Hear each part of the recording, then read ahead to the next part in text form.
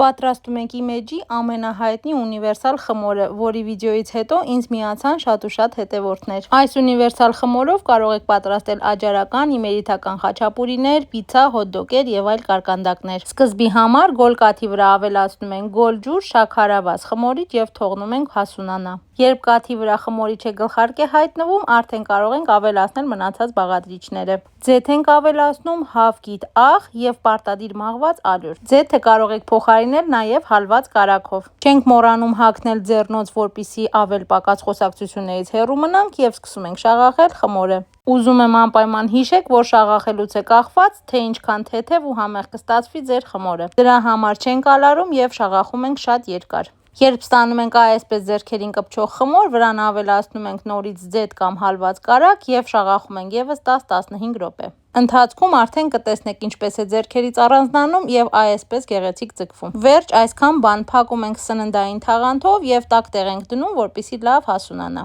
40 րոպեից 1 ժամը լրիվ բավարար է այսպես լավ հասունացած խմոր ստանալու համար։ Հուսով եմ ամեն բան շատ պարզ բացատրեցի, իսկ եթե հարցեր կունենաք, կարող եք հղել։ Դե իհարկե առանց վերջնական արդյունքի չէի կարող ձեզ թողնել, դրա համար թխեցի պիցցա, այստեղ կարող եք տեսնել ինչքան նուրբ ու փափուկ է ստացվել խմորը, ու վստահ լինեք, որ ձեզ մոտ եւս շատ լավ է ստացվելու։ Ես գնացի պիցցաս վայելելու, իսկ դուք անպայման փորձեք։